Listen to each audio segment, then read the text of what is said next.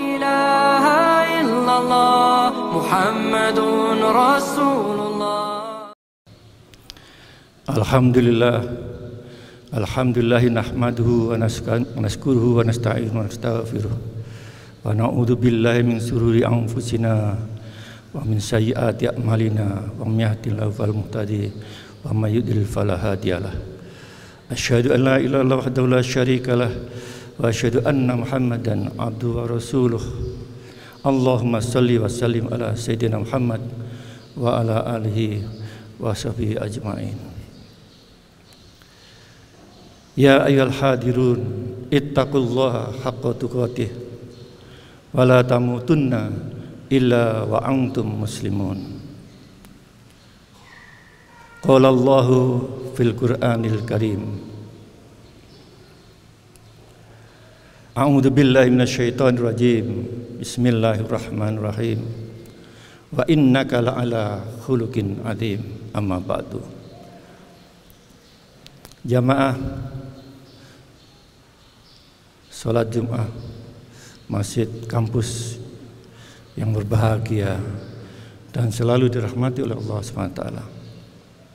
Marilah kita tidak hentinya mendekatkan diri kita dengan sedekatnya kepada Allah SWT, seraya memanjatkan rasa syukur kita atas nikmat yang telah diberikan kepada kita semua, sehingga kita bisa melaksanakan kewajiban-kewajiban yang diperintahkan olehnya dan bisa menjauhi segala larangannya, dengan terus meningkatkan ketakwaan kita, sehingga pada akhirnya nanti kita tidak akan pernah memenuhi panggilannya kecuali dalam keadaan husnul khotimah. Amin.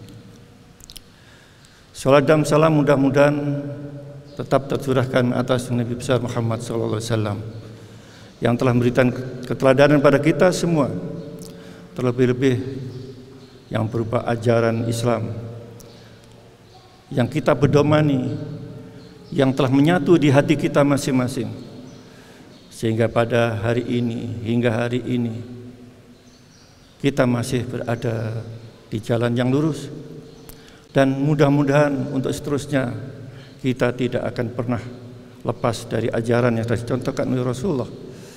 Pada saatnya nanti mudah-mudahan kita dapat syafaat darinya. Amin. Allahumma amin. Hadirin yang berbahagia, kehadiran Muhammad Rasulullah di tahun 570-an Masehi yang 40 tahun berikutnya beliau dikukuhkan di bulan Ramadan seperti ini, menjadi seorang Rasul yang tidak hanya diutus oleh Allah sebagai penerima wahyu saja, tapi punya kewajiban yang menempel pada dirinya untuk diteruskan ajaran itu kepada pengikutnya.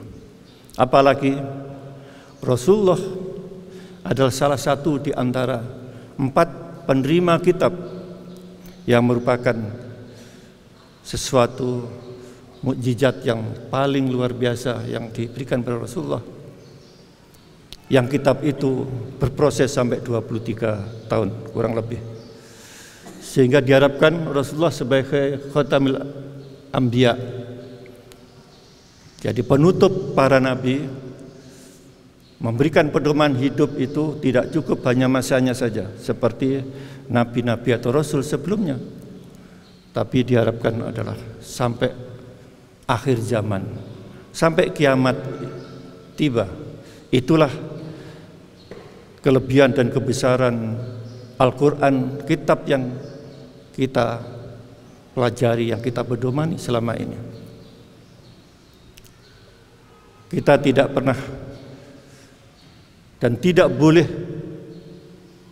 mengabaikan kehadiran petunjuk yang berupa kitab itu, karena itu adalah merupakan hidayah yang kita berdomani, terutama bagi para muttaqin. Kita tahu bahwa Rasulullah pada awal kelahirannya sudah ditandai dengan berbagai peristiwa, yang akan menyongsong pada saatnya tertentu, yang tidak ada misi utama adalah mengeluarkan kaumnya dari kejahilian menuju kepada nur hidup yang penuh hidayah. Sehingga apa yang menjadi penting misi Rasulullah adalah meneruskan keberhasilan seorang revolusioner, yaitu Nabi Ibrahim di bidang tauhid, dan melengkapi ajarannya dengan akhlak. Manusia diciptakan oleh Allah merupakan makhluk yang terbaik. Laqad khalaqnal insana fi ahsani taqwim. Sungguh manusia itu dijadikan oleh Allah dalam bentuk yang paling sempurna dibandingkan daripada makhluk yang lainnya. Ketika lahir mendapatkan salah satu kelebihan, yaitu sifat insting. Itu juga dimiliki sesama makhluk hidup yang termasuk tumbuh-tumbuhan. Sehingga tumbuh-tumbuhan dengan instingnya bisa menyelamatkan diri. Lebih dari itu, manusia juga diberikan nafsu seperti yang diberikan pada setan, ya, yang selalu menggoda untuk dan perbuatan yang jelek. Yang berikutnya, sesama manusia melebihi daripada binatang yang tidak dimilikinya oleh mereka, kecuali manusia itu akal. Nah, inilah yang kita harus syukuri. Lebih dari itu, ternyata tidak semua orang yang berakal itu hatinya menerima hidayah. Inilah misi Rasulullah, yaitu bagaimana menghadirkan hidayah itu ke hati kita, umat Islam, umat manusia sedunia, termasuk juga para kafirin, para kafir, para musyrikin, ya, yang pada saatnya kalau hidayah datang, insya Allah juga bisa bersama-sama kita. Itu yang membedakan kita dengan seorang tokoh, seorang cendekiawan yang lainnya yang tidak dapat hidayah. Oleh karena itulah kelebihan ini ditegaskan dalam salah satu hadis beliau, inna min khiyarikum ahsanukum khuluqa. Sesungguhnya yang terbaik di antara kamu adalah yang memiliki akhlak. Jadi kalau kita sama manusia ternyata beda akhlaknya, maka kita menjadi beda posisinya. Inilah pentingnya akhlak. Karena itulah pernah menjadi sesuatu yang didebatkan terus-menerus, ya, wacana ini. Pendidikan untuk anak-anak itu baiknya apa? Supaya anak tidak nakal, supaya anak itu berkepribadian baik. Akhirnya berebut budi pekerti. Budi pekerti. Memang budi pekerti itu adalah karya seorang tokoh pendidikan kita, Ki Hajar Dewantara. Tapi ingat bahwa makna budi pekerti itu kalau tidak salah tidak lebih dari bagaimana hubungan kesantunan kita antar manusia. Apakah budi pekerti itu menyangkut bukan manusia dengan benda-benda sekitarnya, dengan binatang, apalagi dengan Tuhan? Nah, inilah ketika orang harus membuat pilihan, ya, dengan menggunakan diksi yang tepat demi kepentingan manusia yang punya kedudukan luhur, maka akhlak itulah yang tepat bagi umat Islam. Tentu belakangan ini dengan munculnya Islamofobia, seakan-akan kalau kita itu agak fanatik menggunakan terminologi Islam itu dikatakan radikalis, ya. Inilah yang kita harus waspada dan hati-hati. Kita tidak boleh terjebak oleh provokasi seperti itu. Yang jelas bahwa akhlak ini salah satu konsep yang sangat komprehensif dan sangat lengkap, dan itu yang dibutuhkan oleh manusia.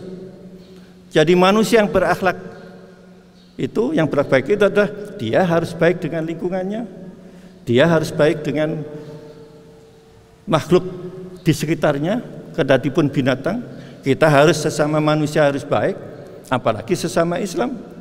Bahkan juga harus baik dengan dirinya sendiri. Jadi harus terbangun hablum minallah, hablum minan nas, hablum minan nas dan hablum minal alam. Nah, inilah yang sebenarnya target dari akhlak itu.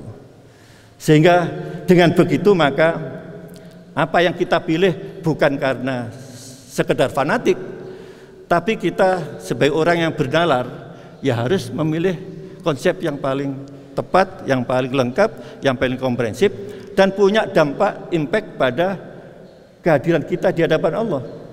Apapun yang kita lakukan, akhirnya kita nanti kembali pada Allah, posisi apapun. Nah, kalau sudah begitu, katanya kalau sudah ke kuburan, siapa yang ngantar? Keluarga, harta, dan amal.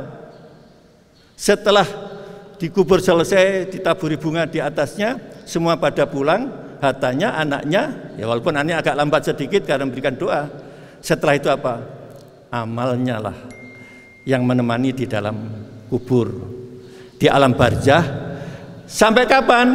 Ya sampai kiamat. Lah kiamat itu kapan? Wallahu alam. Mau cepat 100 tahun, 200 tahun, wallahu alam. Inilah yang sebenarnya kita pikirkan itu. Karena itulah akhlak ini menjadi penting bagi kita. Rasulullah ya, di samping pertama kali mendapatkan wahyu berupa ayat Al-Qur'an itu ya, Al-Alaq, Iqra bismi rabbikal ladzi khalaq wa akhiri. Yang lebih di situ adalah ingin mengingatkan kita akan pentingnya akal dan pemanfaatannya dan hubungan kita dengan Allah ketika kita menggunakan akal. Tapi di sisi yang lain, ternyata Rasulullah juga melalui hadisnya disebutkan wama buistu li utammima makarimal akhlak. Tidaklah aku dibangkitkan di bumi ini kecuali membangun akhlak. Mengapa membangun akhlak? Karena waktu itu sebelumnya bobrok sekali. Bagaimana ya, penyembahan dari segi tauhid sudah tidak beres, menyimpang sekali, terjadi kemusyrikan kecil dan besar, dan juga bagaimana sikap terhadap yang lainnya. Ya ada judi, ada pembunuhan, macam-macam lah, kekerasan yang akhirnya bisa dikatakan tidak manusiawi. Itulah Rasulullah hadir. Rasulullah hadir untuk menyempurnakan dan membuktikan bahwa tidak semata-mata Rasulullah itu hadir untuk menyempurnakan, tapi mendapatkan rekognisi dari semua manusia di atas bumi ini, bahwa dalam perjalanan peradaban manusia, dari orang yang pernah disebutkan tokoh 100, Michael Hart menyebutkan the most important person, the most influential person, orang yang paling berpengaruh di dunia ini, yang membentuk kehidupan manusia adalah Muhammad Sallallahu Alaihi Wasallam. Jadi dia tidak terungguli oleh manusia sejak Nabi Adam sampai sekarang, dan insya Allah sampai akhir. Oleh karena itu berbahagia kita punya Rasul, punya Nabi, punya panutan. Tinggal bagaimana kita setiap hari memperbaiki diri, mengambil pelajaran dari itu. Oleh karena itulah Rasulullah juga tidak hanya secara retorik saja, tapi beliau juga sebenarnya dibekali oleh Allah supaya tidak kesulitan dalam mengamalkan atau mengimplementasikan misi yang diberikan kepadanya. Karena itulah Allah menegaskan wa innaka la'ala khuluqin azim, dan sungguhnya kamu Muhammad sungguh memiliki akhlak yang agung. Ini adalah penting sekali. Jadi ibda binafsik, mulai dari dirimu sendiri. Jadi Rasulullah mulai dari dirinya sendiri. Bahkan sebelum Rasulullah diangkat sebagai Rasul 40 tahun, dalam usia 25 tahun sudah mendapatkan kepercayaan sehingga disebut Al-Amin, melebihi dari para senior sesepuhnya saat itu. Ketika terjadi pertarungan siapa yang menaruh Hajar Aswad ini, siapa yang menaruh Hajar Aswad ini, bisa dipercayakan, karena semua berebutan, karena orang yang dianggap diserai ya, dipercaya menaruh Hajar Aswad yang ada di pojok tenggara itu ya, yang mengkilat itu, yang menjadi rebutan itu, ternyata akhirnya Rasulullah Sallallahu Alaihi Wasallam, Muhammad. Nah inilah 25 tahun aja sudah mendapat alamin, belum diangkat menjadi Rasul pada usia 40 tahun. Jadi mengapa demikian? Karena selama hidup sebelum 25 tahun itu beliau menampilkan perilaku yang jujur, ya, baik sebagai utusan Siti Khadijah, ya, yang mengantarkan jual belinya, ya, transaksi, ya, ingat ayat Al-Mutaffifin, ya, surat Al-Mutaffifin, kaitannya dengan timbang menimbang itu. Rasulullah betul-betul menunjukkan kejujuran dalam berdagang. Inilah yang penting. Oleh karena itulah maka yang diharapkan Rasulullah secara tegas, apa yang dicontohkan oleh Rasulullah, yaitu meneguhkan akhlak mahmudah dan menjauhkan akhlak madmumah,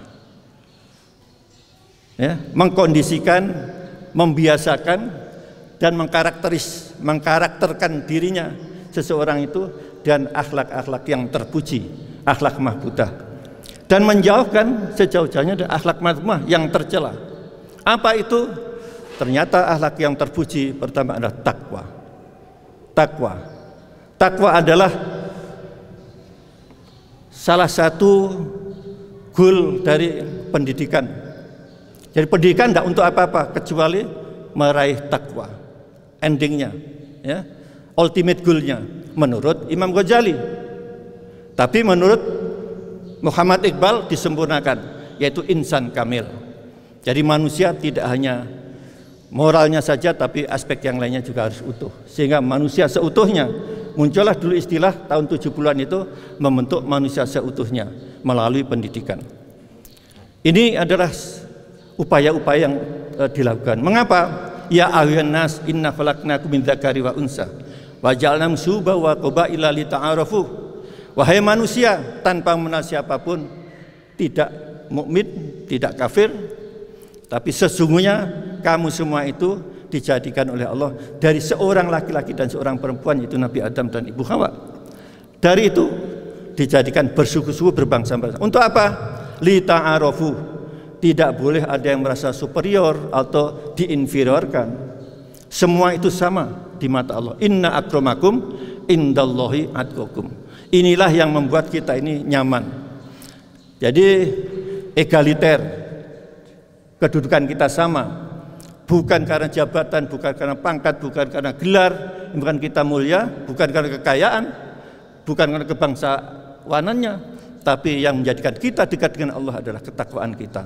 Inilah sesuatu yang luar biasa, terobosan. Ya, ini betul-betul menohok orang-orang yang selama ini membanggakan apa yang ada di dunia yang sebenarnya bersifat fana. Bahkan, ya, apa yang menjadi kebanggaan seorang raja sekalipun semuanya akan musnah, ya, kecuali amal yang baik. Oleh karena itulah kita takwa ini selalu dianjurkan dalam setiap khutbah. Batallah, ya, Jumat seseorang jika khotibnya lupa, ya, menyebutkan untuk mengajak untuk takwa, ya. Jadi takwa ini adalah kunci untuk kehidupan kita supaya apa? Tetap mulia di hadapan Allah. Oleh karena itulah kita harus benar-benar upayakan menjaga ini dan meningkatkan itu. Dan juga yang terpuji lain adalah syukur. La in syakartum la azidanakum wa la in kafartum inna adzabi lasyadid. Ya. Barang siapa sekiranya kami bersyukur, maka Allah akan menambah itu. Apa yang Anda dapatkan itu walaupun sedikit, nama-nama nanti akan menjadi bukit. Ya. Tapi ingat, wala in kafartum, jika kamu mengingkari nikmat itu, inna adzabil lasyadid. Itulah hebatnya bahasa Allah itu, tidak langsung jadi kamu itu maukah kamu akan saya. Ingat bahwa mengkufuri nikmat itu akan menghadapi siksa, akan tersiksa. Jadi hidup kita tidak tenang, hidup kita tidak nyaman. Oleh karena itulah mari kita tidak intinya banyak bersyukur, dan semuanya itu adalah memperbaiki pribadi. Tapi ingat bahwa kita ini kan juga harus berbaik dengan yang lain. Makanya diharapkan oleh Allah kita itu hendaknya dari suku manapun, dari daerah manapun, asal seiman. Kalau tadi adalah tanpa mengenal agama apapun, ya, kita harus juga lita'arofu, tapi ini lebih didekatkan lagi. Fa'aslihu baina akhawaikum.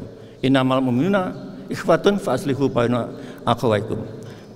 Sesungguhnya mukmin bersaudara, maka marilah harus berislah terus. Lebih utamakan common vision, common values kita utamakan daripada perbedaan yang ada pada kita. Karena dengan begitu akan kita sendiri menerima akibatnya. Ini sesuatu yang sangat penting, bahkan juga supaya kita ini ya tidak menjadi malapetaka di tempat yang lain berkat akhlak. Maka hati-hati, kita itu tidak boleh gampang marah terhadap orang lain. Karena apa? La taghdab falakal jannah. Jangan marah, karena ya, bagimu adalah surga. Jadi kalau kita itu bisa mengendalikan diri, maka kita terhindar dari nafsu yang tak terkendali, bahkan juga kita menjadi turun karena marah kita. Bahkan seorang pimpinan saja, kalau punya hak atas kekuasaannya, tidak boleh sekali-kali digunakan kekuasaan itu untuk memarahi bawahannya. Justru bawahan harus dilindungi dari kesalahan yang mereka buat. Jangan justru ditambah dengan beban yang lain. Begitulah luhurnya akhlak yang harus kita miliki. Oleh karena itulah, mari kita tidak henti-hentinya juga menjaga kita, apalagi sekarang di era IT ini, yang akhirnya dengan ITE itu ya, sebenarnya Allah sendiri kan sudah mengingatkan jauh sebelum saya dulu ketika mengkaji ayat itu, betul-betul belum ini real enggak, la yaskor qaumin ala qaumin, la yaskor qaumun ala qaumin asa ayyakuna khairum minhum. Janganlah kamu mengejek antara yang, jangan-jangan yang kamu ejek itu lebih baik daripada yang kamu sendiri. Karena itulah mari kita selalu introspeksi, tidak gampang untuk membiasakan akhlak pada diri kita ini sebagai wujud merealisasikan, mengejawantahkan apa yang diajarkan, diturunkan oleh Rasulullah itu menjadi perilaku kita sehari sebagai pribadi, sebagai bagian dari masyarakat, dan sebagai hamba Allah yang tidak bisa lepas dari tanggung jawab di kemudian hari. Qu anfusakum wa ahlikum nar. Jagalah dirimu dan ahli atau keluargamu dari api neraka. Inilah yang harus kita pedomani terus, mudah-mudahan dengan Ramadan yang setiap tahun itu hadir selalu mengupgrade diri kita, mengingatkan kita untuk bisa melaksanakan ajaran beliau dengan sebaik-baiknya. Barakallahu li walakum fil Qur'anil azim wa nafa'ana iyyakum bi ayati wa dzikril hakim fastaghfiru innahu huwal ghafurur rahim. La ilaha illallah Muhammadun Rasulullah.